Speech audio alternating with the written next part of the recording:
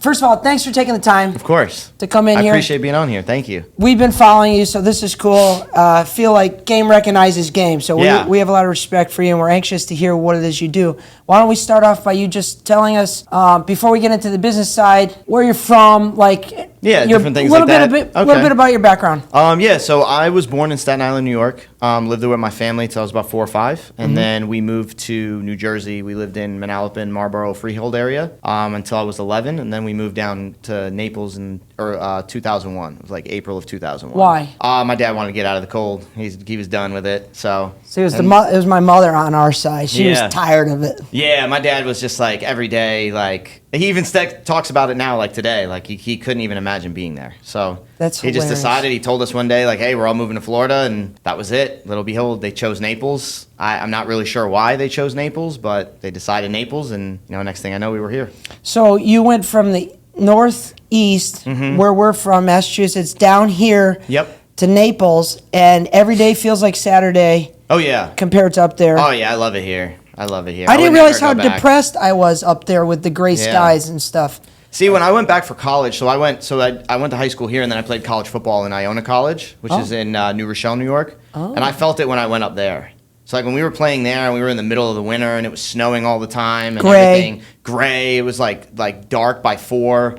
It just was not fun, and I wasn't really used to it anymore because I was gone from 11, and then I'm 20 years old, and it's like you're here for so long, and then you go there, and I was just depressed. I was like, yeah, this isn't for me. So you played football in college? Yep, played football. Walk on or record? I was a recruit, so I went to Gulf Coast High School in St. John Newman. When I went to St. John Newman my senior year, I had some good conversations with some colleges, and Iona College really wanted me.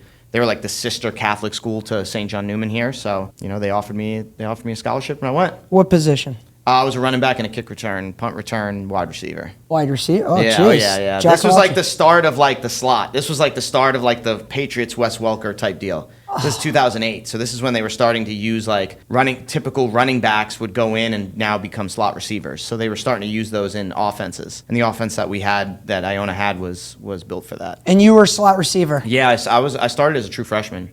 Take any big medicine balls across the middle? Oh yeah, I had 2 concussions, broken shoulder. Yeah. Is it true that if I bang my head and see stars, that is stage 1 concussion?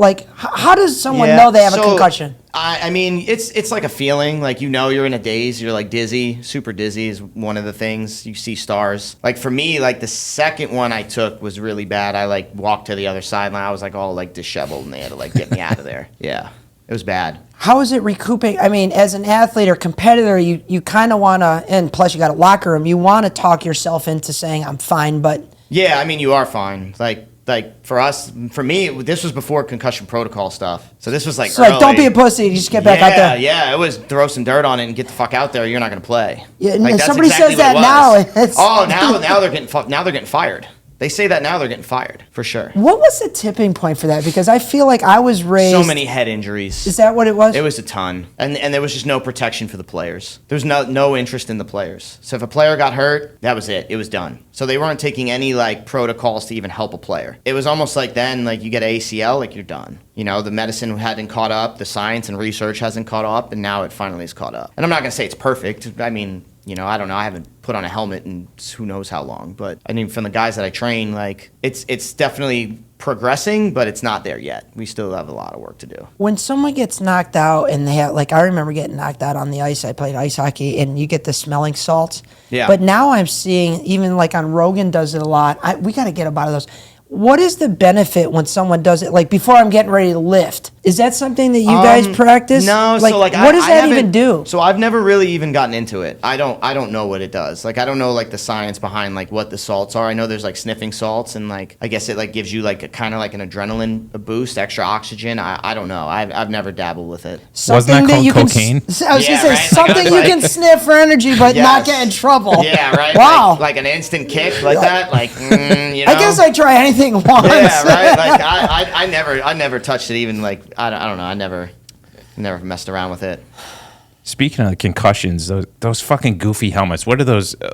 What are your thoughts on that? What do those do? Those? Oh, so like the pads that they have over the helmets for Yeah, practice? yeah. It's just extra protection so the guys don't get a concussion during practice and OTAs and like when things really don't matter. Are they planning to evolve that any like further into the game? That I don't know. I just know they're testing out. They're testing a lot of new stuff. They have like new helmets now that they're testing. I know Gardner got a new helmet. One of the guys I train, he got a new helmet. So they're always constantly testing stuff. I don't know like the specifics of it or anything like that. Right. I can't wait to ask some questions about Gardner. We've been Oh, going my through his God. page. I mean, you guys got some good. He's like a. You go on his page, is like, dude, He's a save stud. some pussy for the rest of us. No, he's got the Canadian tuxedo. He's got the Oh, yeah, Mississippi he's- mud flat. Like, Oh yeah, Oh, yeah. he's a guy. He'll have a career in acting for sure in football once he's done with football. Oh yeah. So let's so you come from Jersey, you come to Naples, you go through high school, you go through college. Yep.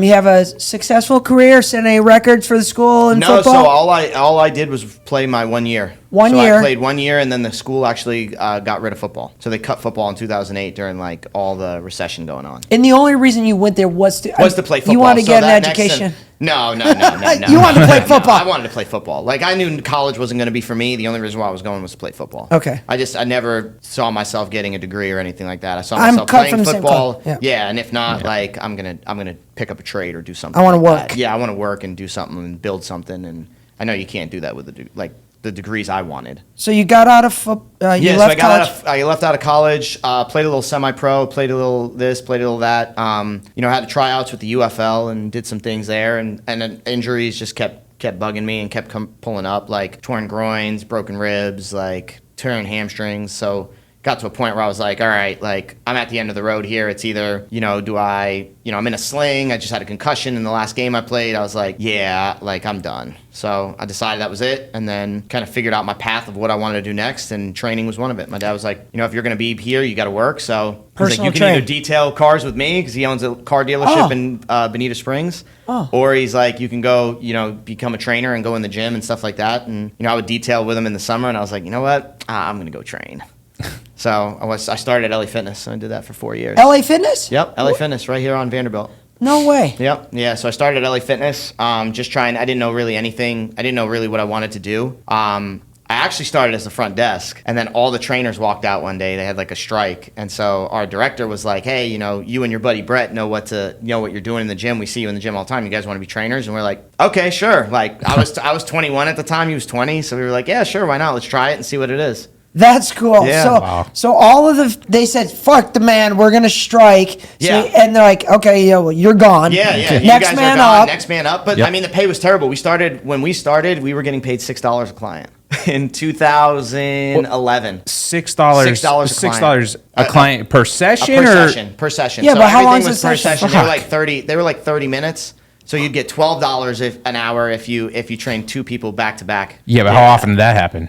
I mean, we got to a point where I was grinding. We were grinding trying to get people. So, But even if you Yeah. grind for 10-hour shifts, you're talking $24 an hour. yeah. I mean, Our first Yeah. couple checks were like $80 for like 2 weeks. But you're building a name for yourself. You're learning. I mean, I was just learning. I mean, we were both 21, 20. Like, so you didn't have aspirations of owning a club yet. No, I didn't have any of those. I didn't really know what I wanted You're to just do working. after football. I was just working, and I was enjoying doing it. I loved going to the gym every day. I got a free gym membership out of it, so I was like, okay, like this will work. And so then, like as I started training and as I started getting like clients from all walks of life, I was like, my love is football. My love is athletics. Like I'd really like to get into, training athletes. I felt like I was there for like 4 years, and at that time too, I was this. Things changed and they actually started adapting to the times, and Instagram came out, so fitness was becoming more popular. And then, this was before, like when we started, there was no Instagram or influencers or anything about going to the gym and it's a healthy or, successful people like ourselves, like saying, hey, we go to the gym, we do fitness, we do this. No one was saying that. So it was like not cool to be a personal trainer then. And then all of a sudden, like the time starts shifting, and then LA Fitness bumps their wages up. And at one point, like I was the second highest grossing trainer in LA Fitness in the whole nation. Oh, Oh, whoa. shit. Yeah, oh yeah. We were the number one this was the #1 gym in the nation for LA Fitness at the time. In Vanderbilt 41. Yeah, like 2000. Is it still? 2012. I don't know. Wow. Oh, Yeah. that's cool. Yeah. All right, so you're there for 4 years? I was there for 4 years. Yep. And then I decided I wanted to get into training. I didn't know how to do it. I didn't know really if I needed a degree or anything like that. So the guy that trained me while I was playing, because when I was playing, I was getting trained by someone to do my 40s and everything like that. He had a gym here in Naples, so I said, hey, I have a bunch of clients that'll come with me. I'll pay you a percentage of that to use your gym. In return, I want to learn how to do this, or at least like learn from you and see what it is. And then I started having aspirations, like I wanted to have my own gym. Wow. So, is this person still? Yeah, so Derek Tuchetti owns Total Athletic Performance. And you guys are friendly competitors. Yeah. He's almost a mentor. Mentor, like, it's not, no competitive, no competition. It's not anything The like world that. is so plentiful of opportunities. Like, you couldn't handle all of it if you wanted it. Yeah, oh yeah, for sure. And like, at the end of the day, like, if he doesn't give me that start, I'm not where I'm at today. Wow, that's so there's cool. There's no bad blood. Like, that's really cool. Yeah, at the end of the day, like, he knew from the jump though I wanted to open up a gym. Like, that's the first thing I said. Like, at that point I knew I tried opening up a gym before, it failed. So then when I was shifting right into after LA? Right after LA Fitness, yeah. So, well, let's unpack that. Yeah. What do you mean you tried to open a gym? So I was going out for funding. I really had no finances to myself. I was like 24, 25. I was trying to learn business and trying to get into having my own gym. I wanted to do a personal training studio, boot camp style at the time. And so I was looking around Naples to try to find leases and stuff like that, and I didn't have capital. So I was going out and investing in capital, and I had 3 people to invest in what we were doing. And then there was like an English recession going on, and one of my investors, it just didn't work out great for him. So he's like, hey, I got to pull out. And after that, all the business plan and everything we did, it was stopped. It was done. I couldn't get any more funding. So it didn't even start? No, it never even started. Okay. We went through the process. But you started the process. We started the process. Like, I built a business, a business thing, plan by myself, and I did all that stuff by myself. I was ready to sign leases, and I had all the funding, and I did all the angel investor capital meetings that I could, or anywhere I could go to like pitch this idea to anybody to try to get capital, and we didn't get anything. What did you need? And what were you asking? At the time, I needed $100,000. Wow. Yeah, at the and time, that was I the needed equipment, $100,000. startup costs, startup costs, and like that would have left me 3 months of like working capital to build a clientele base that I already had, and then once everything started flowing, we would be fine. Okay, so that goes kaputs because of the... Yeah, because of that, and then I just couldn't find any more investing, and then I was at a fork in the road, like, okay, do I continue to stay at LA Fitness and keep trying to pursue this and get capital, or do I try to branch into something that I know I'm going to love doing, which is really training athletes, and learn this way, and it'll be a step back for now, but it'll launch me like 10 steps forward once it's done. So I did that. Yeah. And tell us how that evolved a little bit. So for the first 2 years, I didn't touch a client. Like the programs that I did were terrible. Everything was so bad. Like, I was just learning, and I just had no idea what I was getting myself into. And so like those first 6 months of like, you're getting asked questions and you're getting mentored and you're getting thrown to the wolves and you feel like shit because you're like, damn, I'm not getting this. And then it kind of like made me focus like, okay, like I need to start really diving all in on how do I become the best coach possible? How do I learn programs? How do I do this? It was almost like going back to school, but it was like going into, I was learning what they were learning, so I was learning from a mentor. Wow. So I was doing all that and getting better. And then, at the time, we weren't really getting a ton of athletes down here. So I had an opportunity after the first hurricane came. I was in Tampa, and I met with somebody that had a gym there. He offered me a job. I told him I was looking. I was interested in moving, getting out of Naples for a little bit, and he hired me. So you relocated up to Tampa. Relocated to Tampa, and I was at the Applied Science and Performance Institute. And how was that relative to what LA Fitness? Is it more the style that you're running? It is a pure sports performance factory. Okay. So they had the science behind it. They had like coaches with 20, 30 years of experience. Like, it was just a totally different ball game from what we were used to down here. Like, I felt like not only I wanted to relocate, but I wanted to relocate somewhere where I can like exceed my learning to where I was at. I felt like in the 2 years I learned a ton, but I didn't get to really experience everything I wanted to, just because the gym wasn't big enough and the pool wasn't big enough, and I was only around one coach, and I wanted to be around hundreds of coaches. So that was an opportunity for me to go there, and we did that, and it was good. How long? I was there for 10 months. I was And only were there you for 10 married at the months. time, single? I was actually engaged at the time. Yeah, Engaged. so I was engaged at the time. She wanted to move up. We went there together. So you got her permission. I mean, she was really wanting to go, so it was more like getting mine. So she was really pushing the move, so that's where I decided to do it. But I mean, when I got there, I walked into 51 NFL Combine athletes, whereas here we had one. At that Wow. gym? At that gym, we had 51 guys our first year, and that was like me getting thrown to the wolves. Like I know what I'm doing and everything. Well, it's like okay, like everything you've been learning over 2 years, here you go. And then like not only that, I'm surrounded by great coaches that are helping me through this. That had And to be intimidating. Yeah, so 51, and then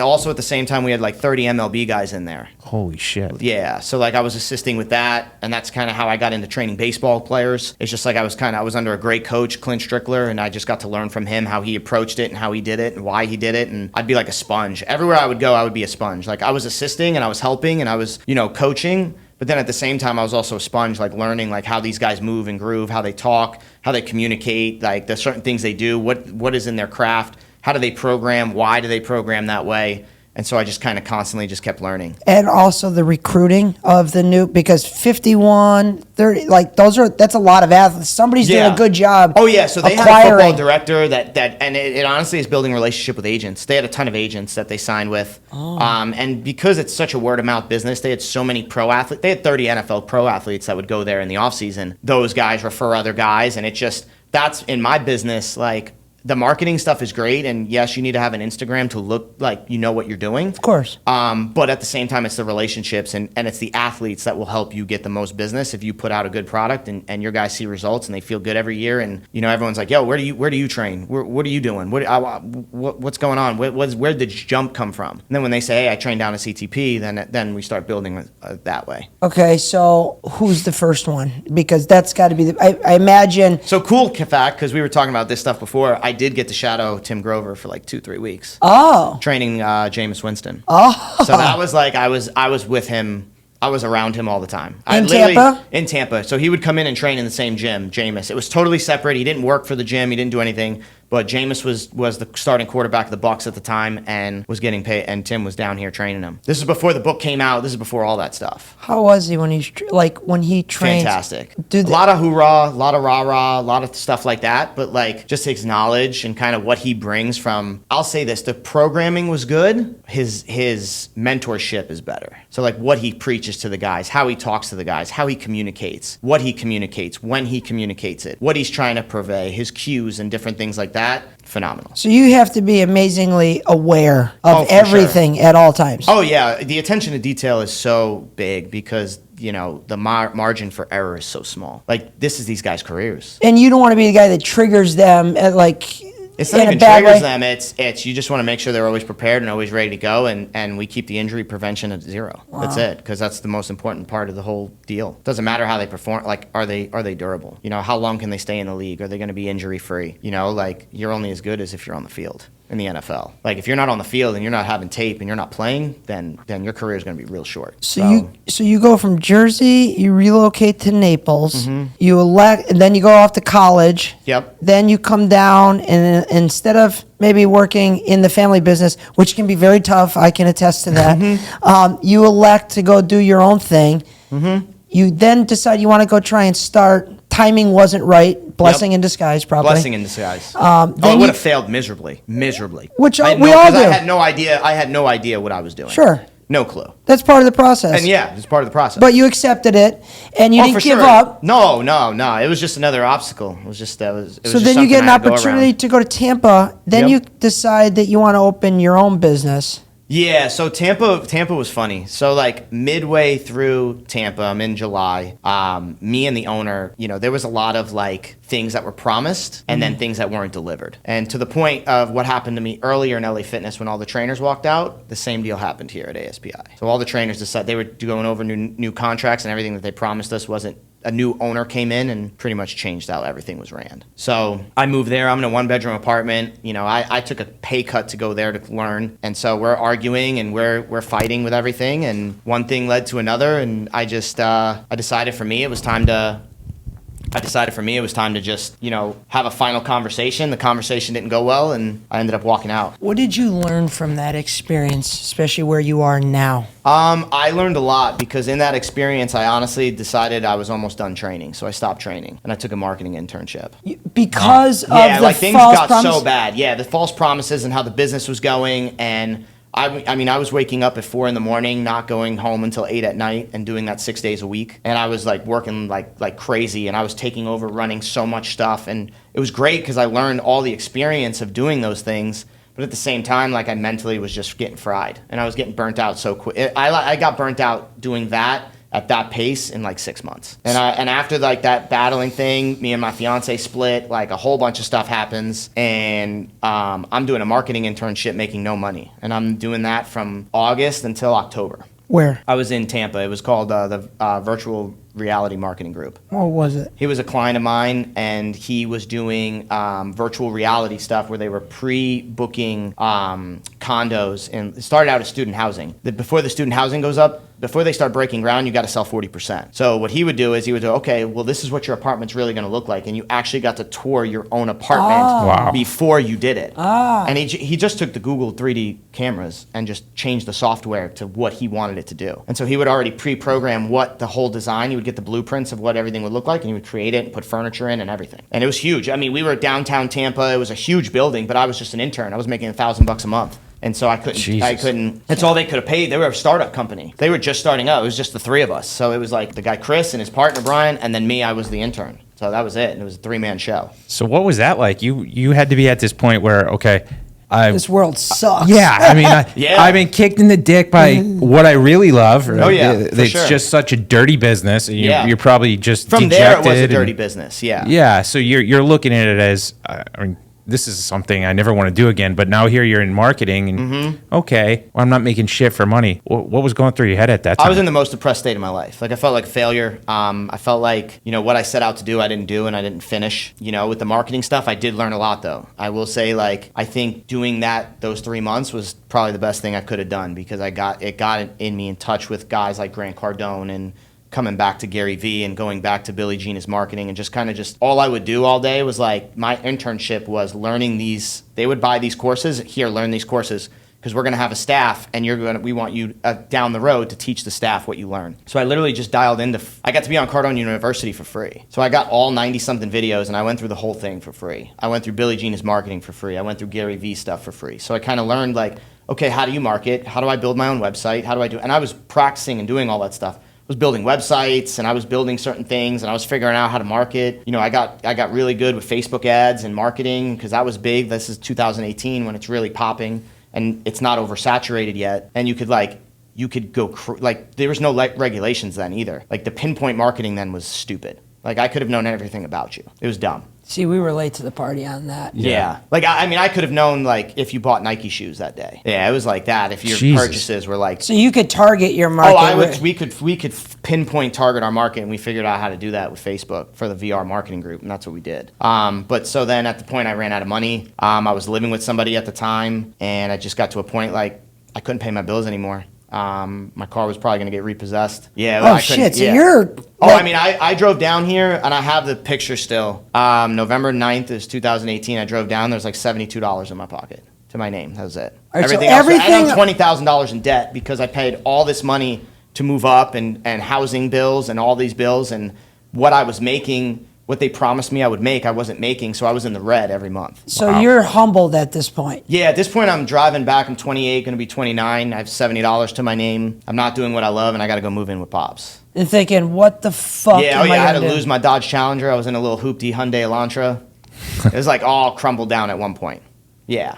And All so right. then it's like, okay, well, back's against the wall. What are you going to do? Like, you can either be sorry for yourself, or you can go after what you really want. And that was, I want to open up a gym that we train professional athletes. I would write it down every day as if I already had it. Like, even during all those bad times, every morning I would wake up and I write down, I own CTP. We train professional athletes. We're the #1 gym in Southwest Florida. We train we do NFL Combine. We do MLB baseball. We do all personal training. I have 6 guys on staff and all this other stuff. I would write this down every single day. So you had the vision and the name way ahead of time. Oh yeah, I already had it, and the website was already pre-built. Like I would pre-built the website in like October, November, because I knew like I was getting at a point where like financially it was going to come to a halt, and then I would have to make a decision: do I stay in Tampa and keep this internship? Which I mean, that company now is over $50 million company. Oh yeah, shit. I mean, it was that decision. Like it's either hey, you take a risk on this, or you go after what you really want. And you become your own boss and you don't work for anybody and kind of just follow your dream of what you wanted. And I said, I'm going to go that route. There's something to be said for that. Yeah. So how did we now ultimately CTC? It was already born, but you're making it come to fruition. So I had to come back down here. When I came back down here, I went back to Total Athletic Performance. So I was like, hey, I'm coming back. I have no clients. I have nothing. But I did learn all these marketing skills. If I bring in clients, I'll give you the percentage and everything like we did. But also, too, I want to help market Total Athletic Performance and be all in and really see and test all this stuff. And we just killed it.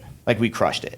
Like it got to a point, like I know that there were some months where we were tapping close to 20,000 a month. That gym was. Oh yeah, we were cranking. So like everything that we were doing, no one was doing the marketing here, especially for personal training in the beginning. Like no one was like, I was on there every single day. My face was on there. Everyone knew I was training. Like everyone, I can go in my archives and show people, like I would do boot camps for free. I would do everything for free, and I would just so I can get content. And then once I would bring people in and get content, and I started with like middle school kids and high school kids and just bring them in and just show them that we're training. And I had such a knowledge now from what I learned at ASPI of how to train athletes and different variations of athletes and different, styles of athletes and everything, that it was able to help translate, and we just killed it, there. And then COVID happened. Yeah. So COVID happened while you're at... While I was at Total Athletic Performance. But that first summer, so I got back in November of 18. That first summer of 2019 was the first combine group that we had at TAP. And that's where, we were really able to, put some good work in. I was assisting at that time. I wasn't running the show or anything.